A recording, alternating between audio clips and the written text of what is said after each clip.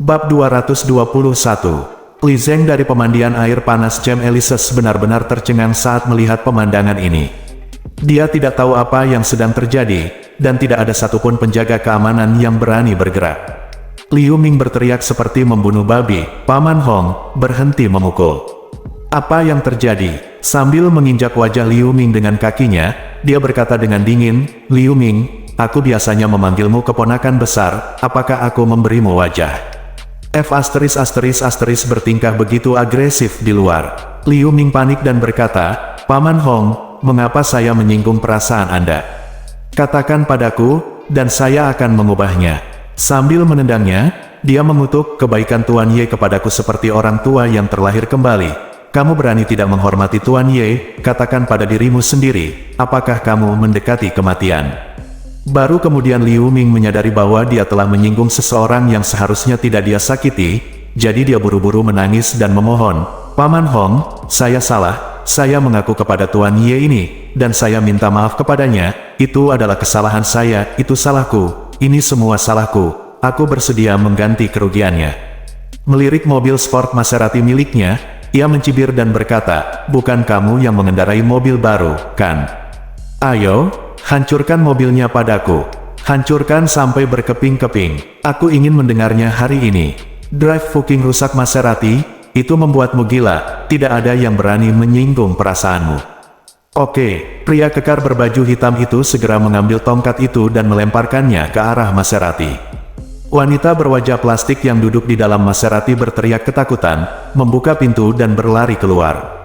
Melihat penampilannya, dia tahu bahwa dia bukan burung yang baik, dan segera berkata kepada bawahannya, "Ayo, bawakan aku wajah yang mengangkat wajah itu dan berlutut."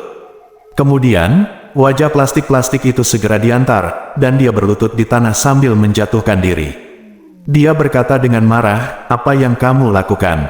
Biar ku beritahu, aku punya jutaan pengikut di Douyin. Jika kamu macam-macam denganku, aku akan membeberkanmu. Aku akan meniduri ibumu." Dia menamparkan wajahnya, memelintir hidung palsunya, menunjuk ke arahnya dan mengutuk, "Seorang selebriti internet sampah berani berteriak di sini, tahukah kamu siapa aku? Siapa yang mengenalmu, bajingan tua?" Wajah yang mengangkat wajah itu mengertakkan gigi dan bergumam. Liu Ming yang berada di sebelahnya ketakutan, dan menamparkan wajahnya sambil mengutuk, "Apakah kamu gila? Ini, si facelift tadi kembali ke mobil, dan berfoto selfie dengan setir Maserati di dalam mobil. Entah siapa orang ini." Mendengar itu, saya ketakutan dan berkata dengan gemetar, "Ya, maafkan aku, jika aku tahu itu kamu, aku tidak akan berani menyinggung perasaanmu bahkan jika kamu memukulku sampai mati." Dia berkata dengan dingin, "Buka kunci ponselmu dan berikan padaku." Facelift tidak tahu apa yang akan dia lakukan, tapi dia tidak berani untuk tidak menaatinya. Lagi pula dia adalah raja dunia bawah tanah Jinling, jadi dia hanya bisa melakukannya dengan patuh.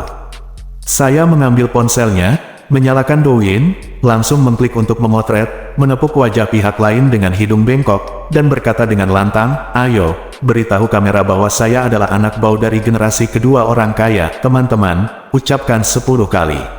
Melihat dia ingin mengambil vibrato untuk dirinya sendiri setelah operasi plastik, dia buru-buru memohon, "Tidak, saya punya banyak penggemar.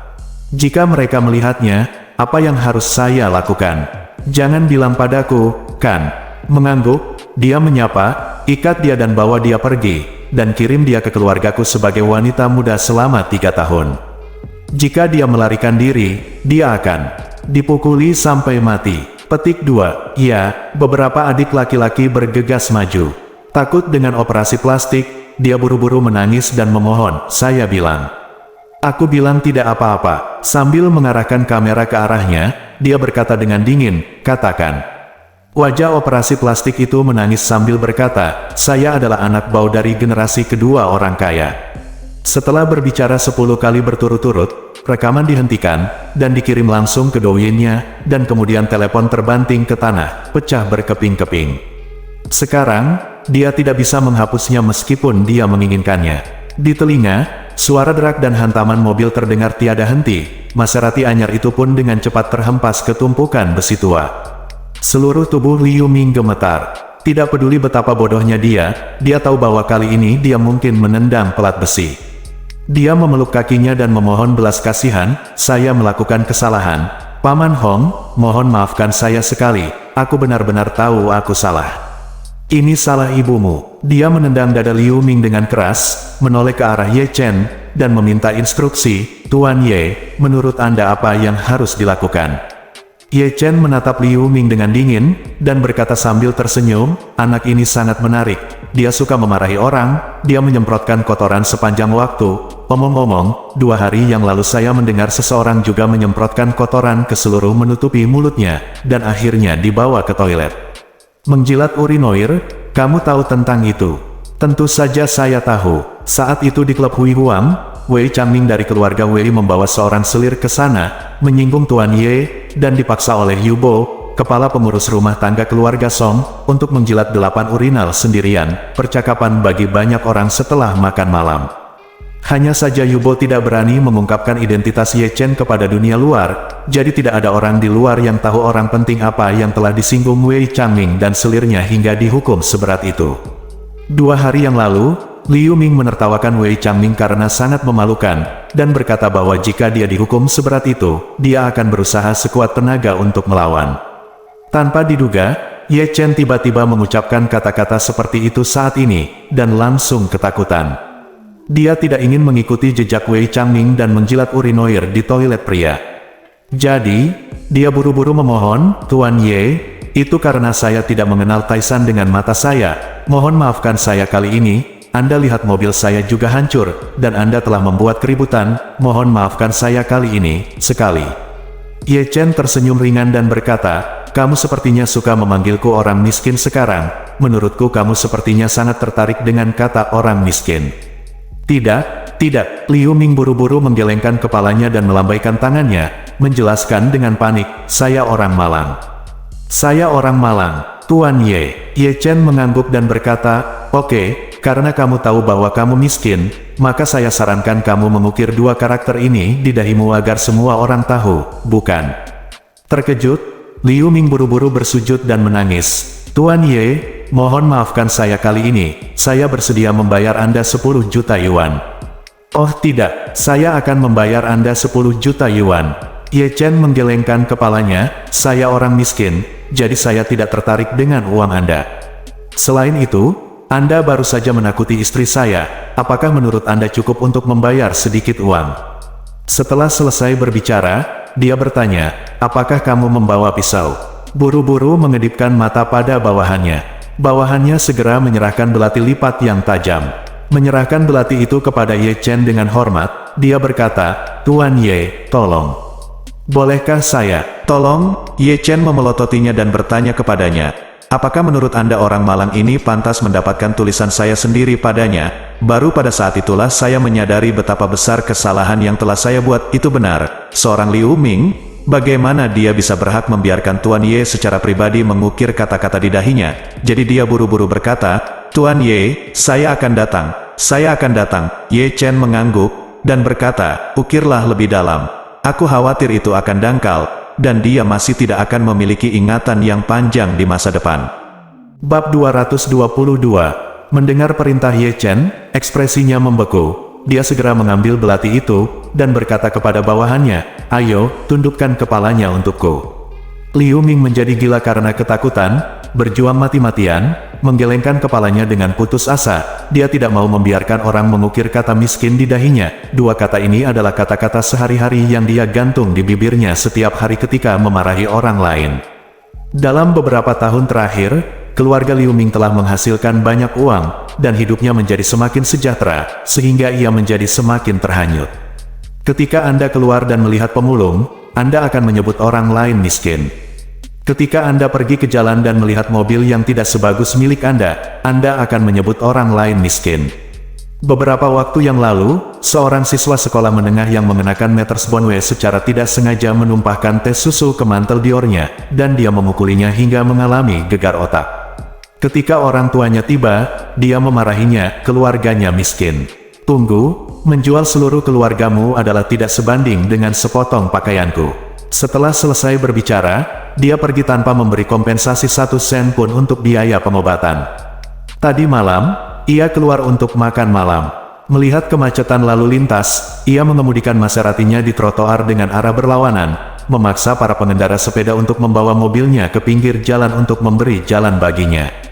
Akibatnya, seorang lelaki tua bergerak sedikit lebih lambat. Setelah beberapa saat, dia keluar dari mobil dan menendang lelaki tua itu ke sabuk hijau di pinggir jalan, lalu meludahi wajah orang lain sambil mengutuk, "Chow Nima sangat malangnya, beraninya kamu menghalangi jalanku. Kali ini tendang kamu, dan lain kali aku akan membunuhmu, dasar bajingan tua." Setelah berbicara, langsung pergi. Bahkan sekarang, dia tidak memiliki kualitas dan merampok tempat parkir orang lain, dan akhirnya masuk ke dalam mobil. Sebaliknya, dia memarahi Dong Ruolin dan Ye Chen karena menjadi miskin begitu dia membuka mulutnya. Tingkat kesombongan dapat dilihat. Jika kata "penggantungan malang" terukir di keningnya sekarang, itu akan menjadi hukuman terbaik untuk nyawanya, karakternya, dan tindakannya. Melihat anak laki-laki itu berjuang bola-balik, tidak membiarkan dirinya mengukir kata-kata itu, dia segera mengertakkan gigi dan mengutuk, "Jika kamu bekerja sama dengan jujur, aku akan mengukir 2 kata di dahimu. Tetapi jika kamu bertarung dengan akal dan keberanian denganku di sini, maka maafkan aku tidak hanya ingin mengukir kata Qian Dao di dahimu, dan aku juga akan mengukir karakter Cina, Qian Diao, di pipi kiri dan kananmu." Setelah selesai berbicara, dia merasa bingung, dan berkata lagi, "Itu benar.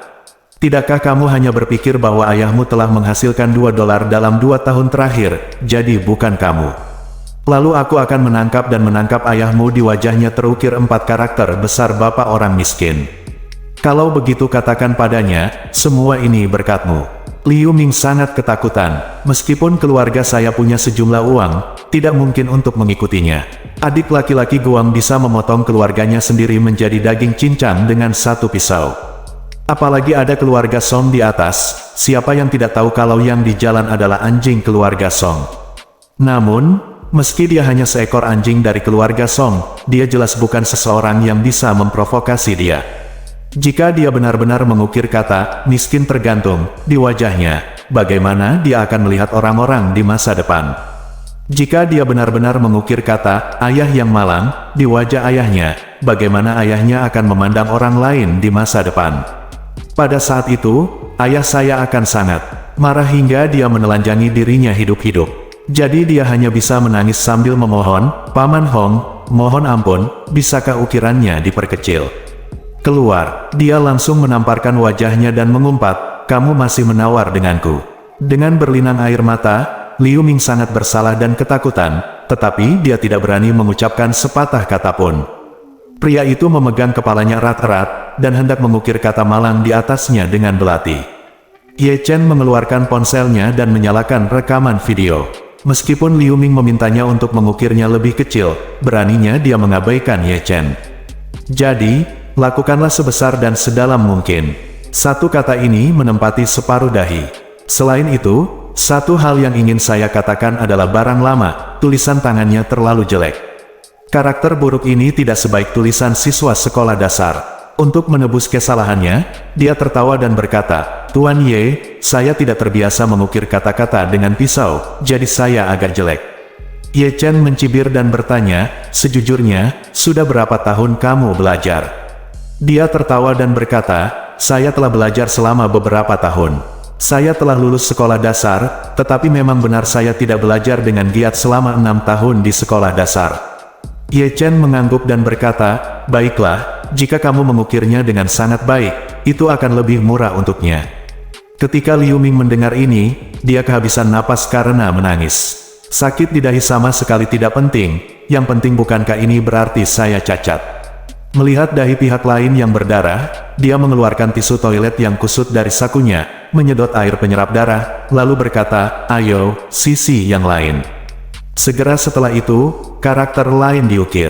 Dia juga mengukir karakter ini dengan sangat besar, satu di setiap sisinya sangat menarik perhatian. Setelah pengukiran, dia melihat sekeliling, mengangguk puas, dan kemudian bertanya pada Ye Chen, "Tuan Ye, lihat keahlian saya, apakah tidak apa-apa?" Ye Chen menghentikan rekaman videonya, mengangguk dan berkata, "Rasanya cukup menyenangkan." Baru kemudian dia terkekeh, dan bertanya lagi, "Tuan Ye, bagaimana Anda menangani wajah operasi plastik ini?" Ye Chen berkata dengan ringan, kamu akan mengawasi kedua orang ini mulai sekarang. Jika Liu Ming ini berani menghilangkan bekas lukanya dan menumbuhkan rambut panjang untuk menutupi dahinya, aku akan membunuhnya secara langsung. Dan dengan kosmetik wajah ini, jika dia berani pergi perbaiki hidungnya yang bengkok dan cacatkan seluruh wajahnya. Juga, jika dia masih berani bermain Douyin, patahkan saja kakinya. Petik 2. Tubuh keduanya yang berlutut di tanah tertegun sejenak. Ketika Liu Ming berpikir untuk kembali, dia bergegas ke rumah sakit operasi plastik untuk menghilangkan bekas lukanya, lalu memanjangkan rambutnya sedikit dan menutupi dahinya dengan poni. Ini seharusnya tidak banyak berpengaruh. Tapi yang dimaksud Ye Chen adalah membiarkan dirinya menggantungkan dua karakter besar di dahinya untuk menjalani hari-hari yang akan datang. Dan wajah operasi plastik itu juga berpikir, kembali dan segera cari ponsel untuk masuk ke Douyin, hapus video yang baru saja diposting, lalu pergi ke rumah sakit bedah plastik untuk melakukan operasi hidung lagi. Tapi Ye Chen langsung melarangnya melakukan operasi hidung, dan bahkan tidak mengizinkannya bermain Douyin. Bagaimana dia bisa menjadi selebriti internet di masa depan? Bagaimana aku bisa berbohong kepada penggemarku yang malang? Bagaimana cara berhubungan dengan generasi kedua yang kaya? Keduanya menangis dan memohon belas kasihan pada saat yang sama, berharap Ye Chen bisa menyelamatkan masa depan mereka dan tidak membunuh mereka semua. Ye Chen sama sekali tidak tergerak, dia berkata kepadanya, ingat apa yang aku katakan padamu, jika terjadi kesalahan, aku hanya bertanya padamu, segera berdiri tegak, dan berkata dengan serius, Tuan Ye, jangan khawatir, saya akan mengawasi kedua bajingan ini mulai sekarang. Setelah selesai berbicara, dia mengertakkan gigi dan melihat mereka berdua, dan berkata dengan suara dingin, ingat kalian berdua burung, mulai sekarang, kamu akan melapor kepadaku setiap 2 minggu sekali, biarkan aku memeriksanya secara langsung, dan aku akan mengeluarkan perintah berburu suatu hari nanti. Pada saat itu, seluruh Jinling, dan bahkan seluruh orang Nangwang akan memburumu. Jika kamu melarikan diri dari provinsi, aku juga akan mengirim adik laki-lakiku untuk mengejarmu melintasi provinsi, sampai aku meremukmu sampai mati. Apa kamu mengerti? Bab 223. Pada saat ini, Liu Ming dan wajah operasi plastik itu benar-benar putus asa untuk kehidupan masa depan mereka. Melihat hukuman mereka, Ye Chen menjadi lebih lega, jadi dia berkata, kedua orang ini benar-benar membuatku pusing, jadi cepat bawa mereka pergi. Mengangguk, dia menendang Liu Ming dan mengutuk, kenapa kamu tidak cepat? Liu Ming bangkit, mengabaikan menepuk-nepuk tanah di tubuhnya, dan buru-buru bersiap untuk melarikan diri dengan wajah terangkat. Dia menendang pantatnya dengan keras, menendangnya jauh-jauh, melemparkan kotoran, dan kemudian berteriak, dengar, kalian berdua, lapor padaku di rumah Tianxianku dalam seminggu, biarkan aku memeriksanya. Periksa, jika tidak ayo, kamu akan dibacok sampai mati. Jangan khawatir, kami akan ke sana. Keduanya buru-buru setuju, lalu terus melarikan diri dengan panik, dan segera menghilang tanpa jejak. Keitian mendatangi Ye Chen dengan wajah datar, dan bertanya dengan nada datar, Tuan Ye, apakah Anda puas? Ye Chen menoleh untuk melihat Xiao Churan dan Dong Ruolin. Melihat ekspresi aneh mereka, dia bertanya, istri, Ruolin, apakah kamu puas? Saat itulah Xiao Churan tergagap dan berkata, Ye Chen, bukankah kejam memperlakukan mereka berdua seperti ini? Dia buru-buru berkata, Nyonya Ye, Anda tidak tahu apa-apa. Liu Ming ini bajingan, dia suka menindas orang miskin sepanjang hari. Saya tidak tahu berapa banyak orang miskin yang dia intimidasi. Hal yang paling menyebalkan adalah bahwa cucu ini minum terlalu banyak musim dingin yang lalu. Suasana hati saya sedang buruk, saya melihat seorang pria tunawisma, saya pergi dan memukulinya sampai mati. Hal-hal buruk yang dia lakukan, sungguh melampaui kata-kata. Xiao Churan berseru, apakah orang ini begitu jahat? Dia mengangguk dan berkata, cucu ini paling suka menindas orang miskin. Semakin miskin dia, semakin dia menindas sampai mati. Dong Ruolin di samping berkata, kalau begitu, dia benar-benar pantas mendapatkannya. Keterampilan macam apa yang menindas orang miskin? Dasar bajingan, dengan tergesa-gesa berkata, Nona Dong, Anda benar sekali. Untuk orang seperti ini, Tuan Ye melakukan keadilan bagi surga dengan memperlakukannya seperti ini. Ye Chen berkata dengan ringan, oke, jangan menyanjungku di sini, kamu harus sibuk, dan aku akan pergi ke pemandian air panas bersama istriku. Dengan cepat menunjuk ke manajer hotel sumber air panas, yang sudah lama ketakutan, dia bertanya, "Tuan Ye, apa yang harus kita lakukan terhadap orang ini? Tidak bisakah kita membiarkannya pergi begitu saja? Apakah Anda mau untuk mengukirnya dengan dua karakter juga?" Ye Chen berkata dengan acuh tak acuh, "Bajingan, suruh dia segera mengundurkan diri, keluar dari Jinling, dan jangan muncul di Jinling di masa depan, atau biarkan saudara-saudara di jalan memotongnya sekali." Manajer Zeng tidak berani berbicara. Mendengar ini, dia segera berteriak, "Jangan main-main. Hotel pemandian air panas Chem Elises kami adalah milik Shangri-La. Anda harus mengenal Tuan Chen Zekai dari Shangri-La, kan? Saya Tuan Chen. Bos, Anda memindahkan saya. Ketua Chen tidak akan membiarkan Anda pergi." Zheng Li berpikir bahwa meskipun Anda hebat, Anda mendapat dukungan dari keluarga Song di belakang Anda. Tetapi Tuan Chen kami juga sangat hebat. Dia adalah juru bicara keluarga Ye, dan keluarga Ye di belakang Anda jauh lebih kuat daripada keluarga Lagu. Sambil tertawa, dia berkata, "Oke, Anda bisa menelepon Direktur Chen dan melihat apakah dia akan melindungi Anda." "Telepon aku." Zheng Li menghela napas lega, mengeluarkan ponselnya, dan menelepon Chen Zekai. Segera, panggilan itu tersambung. Zheng Li buru-buru berkata, "Tuan Chen, Anda menyebabkan masalah di sini. Anda mengukir kata, penggantungan malang, di dahi Liu Ming. Dari keluarga Liu dengan pisau, dan memukul hidung pacar Liu Ming. Sekarang Anda ingin melakukannya usir aku keluar dari Jinling, Anda ingin memblokir saya. Tuan Chen, Anda harus menyelamatkan saya." Chen Zekai bertanya dengan heran, "Apa yang terjadi? Berikan ponselmu dan beritahu dia." Zheng Li segera menyerahkan teleponnya dan berkata, "Chen Dong mencarimu." Mengangkat telepon, Chen Zekai menegurnya melalui telepon, "Ada apa denganmu? Beraninya kamu membuat masalah di tanahku. Ingin mengalahkan rakyatku. Apakah kamu sedikit terlalu sombong?" "Zhendao, Tuan Chen, bukan saya yang menyebabkan masalah, melainkan Liu Ming yang menyinggung Guru Ye, dan Anda pernah memperlakukannya dan membantu Liu Ming memberi pelajaran kepada Guru Ye. Menurut Anda apa yang harus dilakukan?" Chen Zekai berseru, "Tuan Ye." "Apakah Tuan Ye Chen?" "Tentu saja, selain dia, siapa lagi Tuan Ye?" kata Chen Zekai terkejut. Tak disangka, seekor anjing di bawah tangannya justru menggigit tuannya. "Sialan ini akan membunuhku." Jadi, dia segera menindaklanjutinya dan berkata, "Nyalakan speakerphone." Segera menyalakan pengeras suara, hanya untuk mendengar Chen Zekai meraung marah dari dalam, "Zheng Dakuan, kamu bajingan. Bagaimana kamu bisa begitu picik dan menyinggung Tuan Ye? Apakah kamu sudah cukup hidup?" Ketika Zheng Dakuan mendengar ini, kakinya gemetar ketakutan. "Tuan Chen, saya tidak tahu ini Tuan Ye." Chen Zekai memarahi, "Kali ini kamu mempertaruhkan kematianmu sendiri. Jangan salahkan aku karena tidak berbelas kasihan padamu." Setelah selesai berbicara, dia bertanya lagi, "Apa maksud Tuan Ye?" Berkata, "Tuan Ye bermaksud memecat anak ini, dan kemudian mengusirnya keluar dari Jinling, dan dia akan menebasnya begitu dia kembali." Chen Zekai segera berkata, "Oke, tolong bantu saya." Dia buru-buru berkata, "Tuan Chen, tolong beritahu saya." Chen Zekai berkata dengan dingin, "Kalahkan dia setengah mati dulu." "Oke." Dia setuju sambil tersenyum, lalu menutup telepon. Zheng Dakuan sangat ketakutan hingga dia duduk di tanah. Siapa pemuda itu? Mengapa Presiden Chen sangat menghormatinya?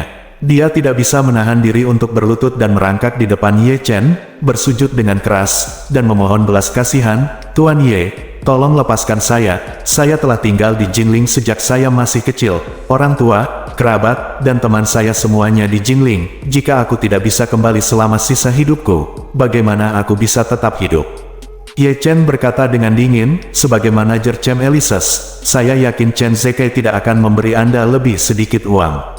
Gaji tahunan Anda ditambah bonus setidaknya 1 atau 2 juta yuan, yang dengan sendirinya cukup bagi Anda untuk hidup dengan baik.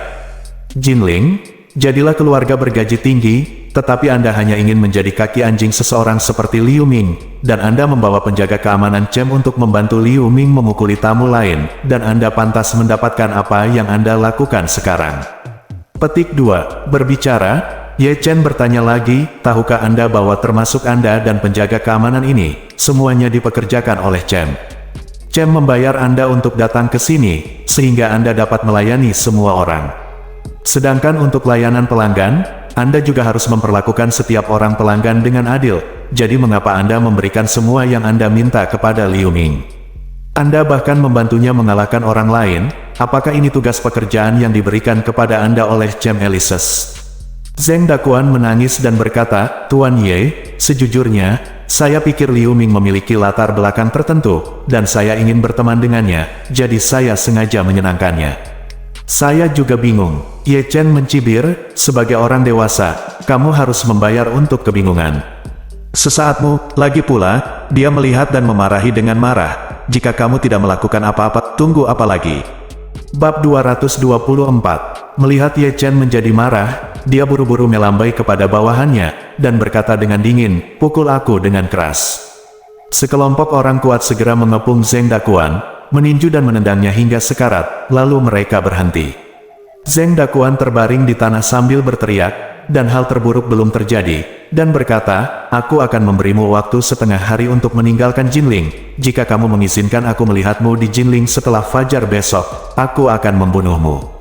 Zheng Dakuan yang sekarat tersedak kelemahan dan berkata, bisakah Anda memberi saya waktu 2 hari untuk membiarkan saya menyembuhkan luka saya sebelum pergi? Keluar kota, teriak dingin, panggil keluargamu, dan langsung sewa ambulans untuk membawamu keluar kota, selama kamu tidak pergi ke Jinling. Jika kamu mati di tempat lain, jangan kembali ke Jinling untuk dimakamkan, atau aku akan membawamu pergi. Kuburan telah dipindahkan, dan abunya dibangkitkan untukmu. Zheng Dakuan sangat ketakutan hingga sepertinya dia menderita epilepsi. Dia kejang-kejang di tanah dalam waktu yang lama. Ini sungguh kejam, membunuh mereka semua, orang tidak diperbolehkan kembali, dan abunya tidak diperbolehkan kembali. Saat ini, Zheng Dakuan benar-benar ingin mati. Tapi tidak mungkin, dia tahu dialah yang harus disalahkan. Chen Zeke meminta dirinya untuk bertanggung jawab atas pemandian air panas Chem Elises untuk melayani pelanggan dengan baik, tetapi dia sendiri baik-baik saja untuk menjilat pelanggan individu. Dia memimpin penjaga keamanan Chem Elises untuk mencoba memukuli pelanggan lain. Ini merupakan kelalaian serius dalam menjalankan tugas. Terlebih lagi, saya juga memprovokasi tamu terhormat yang bahkan dihormati oleh Chen Zeke, jadi sudah merupakan suatu kebaikan jika saya tidak mengambil nyawa saya. Jadi dia hanya bisa mengeluarkan ponselnya dengan gemetar, dan memanggil anggota keluarganya sambil menangis, meminta mereka mencari ambulans dan membawanya ke kota berikutnya untuk berobat. Setelah menyelesaikan Zheng Dakuan, dia memandang Ye Chen dengan datar, dan berkata sambil tersenyum, Tuan Ye, apakah Anda ingin saya menemani Anda untuk check-in? Ye Chen menggelengkan kepalanya dan berkata, lupakan, kamu bisa menangani ini di sini, dan aku bisa masuk ke dalam sendiri. Mengangguk dengan cepat, dia berkata, kalau begitu saya tidak akan pergi. Jika Tuan Ye ada urusan, tolong hubungi saya kapan saja. Ye Chen mengangguk, lalu memandang Xiao Churan dan Dong Ruolin, dan berkata, ayo masuk dulu. Saat itulah Dong Ruolin kembali sadar, dan dia menatap mata Ye Chen, penuh kekaguman dan kekaguman yang tak bisa disembunyikan. Pria ini memang seperti ini, setiap gerak tubuh dapat memberikan rasa aman yang tak terbatas kepada orang-orang. Selama dia ada di sisiku, hatiku merasa sangat tenang, meski langit runtuh, aku tidak perlu takut. Pemandian air panas Chem Elises adalah pemandian air panas pribadi bergaya Jepang. Pelanggan memiliki private suite, di belakang suite terdapat halaman seluas lebih dari 100 meter persegi, dan pemandian air panas pribadi terletak di halaman tersebut. Air di kolam pemandian air panas dipompa dari pemandian air panas bawah tanah, dan dialirkan ke kolam pemandian air panas secara terus-menerus selama 24 jam, menjaga suhu pemandian air panas tetap sesuai. Mengetahui kedatangan Ye Chen, Chen Zeke buru-buru mengatur agar orang-orang dari hotel meningkatkan kamar mereka ke suite terbaik. Ada total 2 kamar tidur super besar dan mewah. Bahkan sumber air panasnya jauh lebih besar dari yang lain, tempat pemandangannya jauh lebih indah. Setelah memasuki ruangan, Xiao Churan dan Dong Ruolin melihat-lihat lingkungan sekitar, dan langsung menjadi bahagia.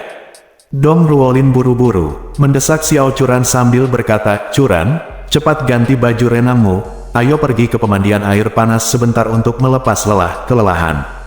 Iya, Xiao Churan juga sangat senang, dan segera mengangguk setuju. Ye Chen awalnya ingin mendapat kesempatan melihat kecantikan istrinya mengganti baju renangnya, tapi tak disangka, mereka berdua pergi ke ruangan yang sama. Melihat pemandangan ini, dia secara alami tahu bahwa hanya dua wanita cantik yang saling mengagumi, dan harapannya sia-sia. Jadi, Ye Chen pergi ke ruangan lain dan mengganti celana pendek yang dibawanya. Karena Ye Chen mengganti celana pendeknya dengan cepat, ketika dia keluar, kedua gadis itu belum keluar. Jadi Ye Chen berjalan ke halaman terlebih dahulu, dan perlahan memasuki kolam air panas yang besar. Air hangat secara bertahap mengalir ke seluruh tubuhnya, dan Ye Chen tidak bisa menahan nafas lega. Setelah beberapa saat, langkah kaki terdengar, Xiao Churan dan keduanya juga mengganti pakaian mereka dan berjalan ke halaman. Ye Chen menoleh untuk melihat, dan matanya berbinar. Baju renang yang dikenakan Xiao Churan relatif konservatif, namun juga menonjolkan sosoknya yang sempurna, kaki ramping, dan kulit putih, semuanya membuat Marven Ye merasa gerah. Dong Ruolin di sebelahnya bahkan lebih berani, meskipun Malan melarang Xiao Churan mengenakan bikini, Dong Ruolin benar-benar mengenakan bikini berwarna merah muda. Bikini ini hanya menutupi bagian-bagian penting, dan memperlihatkan sebagian besar sisanya di udara, yang membuat sosoknya semakin menonjol. Sosoknya tidak lebih buruk dari Xiao Churan, dan penampilannya juga sangat cantik, karena pakaiannya lebih tebal dan lebih panas, tapi Xiao Churan kewalahan. Melihat mata Ye Chen yang agak terkejut dan takjub, Dong Ruolin tersenyum menawan, dan kemudian diam-diam memberikan tatapan penuh kasih padanya. Tatapan itu sedikit berani dan sedikit pemalu. Ketika Ye Chen melihat mata yang lembut seperti air dengan sedikit mata berapi-api, tanpa sadar jantungnya berdebar-debar. Tapi dia hanya bisa berpura-pura tidak tahu, dan buru-buru mengalihkan pandangannya, takut dia tidak bisa menahan diri dan menunjukkan bentuk aslinya di dalam air, dan takut Xiao Churan akan melihat petunjuknya. Kedua wanita itu secara alami memutar pinggang mereka dan berjalan dengan kecepatan seorang model. Dalam pandangan Ye Chen, itu hanyalah pertunjukan pakaian dalam yang luar biasa. Setelah itu, keduanya sampai di kolam air panas, satu demi satu melangkah ke dalam air dengan kaki putih rampingnya. Ini juga pertama kalinya Xiao Churan mengenakan pakaian renang di depan suaminya, jadi dia sedikit pemalu, jadi dia menarik Dong Ruolin untuk duduk 2 atau 3 meter dari Ye Chen dan berbisik, mengobrol tentang beberapa topik antar pacar. Tapi pikiran Dong Ruolin jelas tertuju pada Ye Chen. Saat mengobrol dengan Xiao Churan, dia diam-diam melirik Ye Chen dari waktu ke waktu. Agar tidak terlihat oleh istrinya, Ye Chen hanya bisa membalikkan badan, lalu memejamkan mata di pemandian air panas untuk mengistirahatkan pikirannya. Kedua wanita itu mengobrol sebentar, karena pemandian air panas membuat badan terlalu rileks sehingga keduanya merasa sedikit mengantuk. Xiao Churan sangat lelah akhir-akhir ini, bukan hanya karena banyak hal yang terjadi akhir-akhir ini, tetapi juga karena perusahaannya baru dibuka, dan dia sibuk, dan dia sudah kelelahan. Saat ini, dia dikelilingi oleh mata air hangat, dan merasakan kelelahan yang belum pernah terjadi sebelumnya, dan segera tertidur. Jadi, 10 menit kemudian, dia berbaring di tepi kolam air panas dengan handuk di bantalnya, dan perlahan tertidur. Dan Ye Chen juga menutup matanya untuk mengistirahatkan pikirannya saat ini, dan tiba-tiba merasakan air di sekitarnya melonjak. Ketika dia membuka matanya, dia melihat tubuh Dong Ruolin yang putih dan lembut, yang sudah berenang ke sisinya. Ye Chen hendak berbicara, Dong Ruolin mengulurkan jarinya, tepat di depan bibirnya, dan berbisik, "Churan tertidur, jangan bangunkan dia." Ye Chen melirik Xiao Churan dan memastikan bahwa dia benar-benar tertidur lelap, jadi dia menghela nafas lega, dan berkata dengan suara rendah, "Kita tidak boleh terlalu dekat, terutama di depan Churan." Churan sudah tertidur lelap. Dong Ruolin tersenyum dan berkata dengan penuh emosi, "Aku hanya ingin mengucapkan terima kasih. Apa yang terjadi tadi, kamu menyelamatkannya lagi." Bab 225. Menghadapi pengakuan Dong Ruolin, Ye Chen berkata dengan acuh tak acuh, "Saya kebetulan bertemu dengan beberapa bajingan, jadi saya membersihkannya saja. Jangan dimasukkan ke dalam hati." Dong Ruolin berkata dengan serius, "Kalau begitu, aku juga sangat berterima kasih padamu." Bagaimanapun, Dong Ruolin memanfaatkan situasi ini dan duduk di sebelah Ye Chen, dan begitu dia mengulurkan tangannya, dia memeluk lengan Ye Chen di pelukannya. Keduanya mengenakan pakaian yang sangat sedikit, dan lengan Ye Chen merasakan kulit halus dan lembut dalam sekejap. Ye Chen menjadi tegang, dan dengan cepat berkata, "Ruolin, jangan lakukan ini, kamu akan dilihat oleh Churan." Dong Ruolin terkikik dan berkata, "Itu artinya Churan tidak bisa melihatnya, jadi tidak apa-apa." "Bukan itu maksudku," kata Ye Chen tak berdaya. Dong Ruolin memeluknya lebih erat, dan berkata, aku ingin berpelukan, yang terbaik adalah membiarkan Curan melihatnya, lalu kalian berdua bercerai, jadi kalian bisa bersamaku. Ye Chen bertanya dengan wajah lurus, bagaimana kamu bisa melakukan ini? Kamu adalah sahabat Curan. Dong Ruolin juga berkata dengan sangat serius, saya tahu bahwa Anda dan Curan menikah bukan karena cinta, tetapi karena kakeknya bersikeras untuk menempuh jalannya sendiri, jadi dia bersedia menikahi Anda, dan saya juga tahu bahwa keduanya dari Anda belum memiliki hubungan yang berarti sampai sekarang, kemajuan, tidak ada realitas suami dan istri. Berbicara tentang ini, Dong Ruolin mau tidak mau berkata dengan sedikit emosional, karena kalian tidak memiliki fakta pernikahan sama sekali, mengapa kalian tetap berpegang pada satu sama lain? Cepatlah bercerai, lalu masing-masing pergi mencari cinta sejati kalian. Bukankah itu bagus? Tidak ada yang akan menunda siapapun. Petik 2. Ye Chen melambaikan tangannya, kamu tidak mengerti perasaanku terhadap Curan. Dong Ruolin bertanya, kalau begitu, apakah kamu memahami perasaanku padamu? Ye Chen mengangguk, dan berkata dengan serius, saya mengerti, tapi saya tidak bisa berjanji, maaf. Kenapa? Dong Ruolin berkata dengan wajah sedih, mengapa kamu lebih memilih menikah tanpa fakta apapun daripada melepaskan pernikahan palsu ini dan mengejar cinta sejati? Ye Chen berkata dengan suara rendah, terakhir kali saya menjelaskan kepada Anda bahwa kami tidak cocok, bahkan jika saya menceraikan Curan, kami mungkin tidak dapat berkumpul, apalagi, saya tidak akan bersama Curan sama sekali. Perceraian, sama sekali tidak ada gunanya membuang-buang waktumu untukku. Dong Ruolin mendengus pelan, aku rela membuang waktu, aku hanya menyukaimu. Ye Chen berkata tanpa daya, kamu benar-benar bodoh.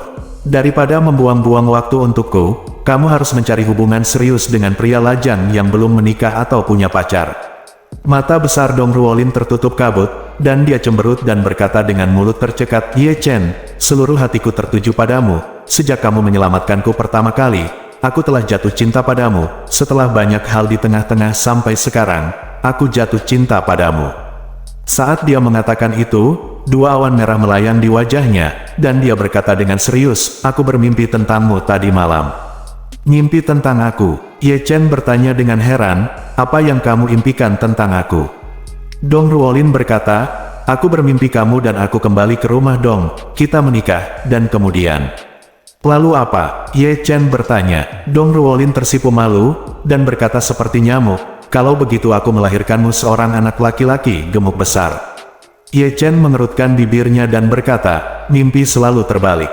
Dong Ruolin segera berkata, tidak apa-apa memiliki anak perempuan yang cantik, aku juga menyukainya. Melihat wajah serius Dong Ruolin, Ye Chen benar-benar pusing.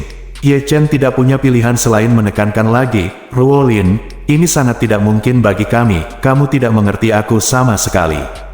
Mata Dong Ruolin sedikit muram, dan dia berkata, jika kamu tidak mengerti, perlahan kamu bisa mengerti, bahkan jika kamu tidak menceraikan Curan, tidak masalah, aku bisa diam-diam mencintaimu, meskipun aku diam-diam mencintaimu seumur hidupku, aku bersedia. Ye Chen terdiam sesaat, apa maksud Dong Ruolin dengan mengatakan bahwa dia bahkan bersedia menjadi kekasih bawah tanahnya? Tapi bagaimana dia bisa menyetujui hal seperti itu? Pertama-tama, aku tulus kepada Xiao Curan. Saat itu, dia dijodohkan oleh kakeknya untuk menikah denganku. Meskipun dia tidak puas dalam segala hal, dia akhirnya setuju, dan bahkan jika seluruh keluarga menertawakan dan mengejek dirinya sendiri, Xiao namun Chu, dia tidak pernah meremehkan dirinya sendiri. Terlebih lagi, setelah Bibili di panti asuhan jatuh sakit, dia hidup hemat di bawah pengawasan Malan, meminjamkan uang untuk dirinya sendiri agar dia bisa membayar biaya pengobatan Bibili. Ye Chen tidak akan pernah melupakan kebaikan ini. Jadi, bagaimana dia bisa setuju membiarkan Dong Ruolin menjadi kekasihnya? Pada saat ini, Xiao Curan, yang sedang tidur nyenyak, tiba-tiba bergerak. Ye Chen terkejut, dan dengan cepat menarik lengannya dari pelukan Dong Ruolin. Dan Dong Ruolin melirik Xiao Curan, melihat dia masih terjaga, segera mendekatkan wajahnya ke mulut Ye Chen, dan menciumnya dengan lembut dengan bibirnya. Sentuhan halus, mudah disentuh. Sebelum Ye Chen sadar kembali, Dong Ruolin sudah berenang pergi dengan wajah memerah. Melihat Xiao Curan akan bangun, Ye Chen tidak bisa berkata apa-apa lagi. Xiao Curan meregangkan tubuh saat ini, membuka matanya, dan menghela nafas. Oh. Sungguh nyaman berendam di pemandian air panas. Aku merasa sebagian besar rasa lelah selama periode ini telah hilang sekaligus. Setelah selesai berbicara, dia melihat wajah Dong Ruolin memerah, dan bertanya dengan heran, "Ruolin, sumber air panas ini tidak panas, kenapa wajahmu merah sekali?" Dong Ruolin mengusap wajahnya karena malu, lalu berkata sambil tersenyum, "Air panasnya tidak panas. Kuncinya ada gadis cantik berbadan besar tergeletak di sampingku, membuatku merasa kepanasan saat melihatmu." Petik 2. Saat dia berbicara, dia mengulurkan tangannya untuk mencakar Xiao Churan. Xiao Churan buru-buru menghindar, Dong Ruolin buru-buru menyiramkan air ke tubuhnya, Xiao Churan juga buru-buru melawan dengan air, dan kedua wanita itu membuat keributan. Sosok Dong Ruolin lebih montok, gerakan sebesar itu membuat Ye Chen sedikit pusing, dan Xiao Churan di sampingnya tidak kalah dengan dia, dan itu juga merupakan pemandangan yang sangat indah. Ye Chen merasa panas dan kering untuk beberapa saat, untuk menenangkan pikirannya, dia segera terjun ke air dan berhenti memandangi kedua wanita itu. Melihat hal ini, Dong Ruolin sengaja menggoda, "Hei, Ye Chen, kenapa kamu masih mencelupkan kepalamu ke dalam air? Kamu tidak takut tersedak air?" Ye Chen memuntahkan banyak gelembung ke dalam air, mengangkat kepalanya, dan berkata, "Baiklah, aku sudah selesai berendam, kalian berdua berendam dulu, aku akan mengambilkanmu minuman." Xiao Churan buru-buru berkata, "Aku kebetulan haus, Ye Chen, tolong bantu aku mengambilkan sebotol es kok." Ye Chen mengangguk, "Oke." Dong Ruolin buru-buru berkata, "Kalau begitu aku ingin es dan sprite." "Oke." Ye Chen setuju, segera bangun, dan melarikan diri dari kolam air panas. Ada dua wanita cantik di sampingnya, yang satu adalah istrinya, yang lain bertekad menjadi kekasihnya, dan mereka semua berpakaian sangat keren. Jika mereka tinggal lebih lama lagi, saya khawatir saya akan benar-benar kehilangan kendali. Xiao Churan belum berniat menjadi suami istri dengan dirinya sendiri. Meskipun Dong Ruolin jatuh cinta padanya 10.000 kali, karena dia sudah menjadi seorang suami, tentu saja dia tidak bisa berbuat apa-apa padanya. Oleh karena itu, bagi Ye Chen, kedua wanita ini adalah tipe orang yang bisa melihat tetapi tidak bisa makan. Terlalu sering menonton tipe ini tidak hanya akan melukai tubuhmu, tapi juga membuatmu sedih. Bersambung.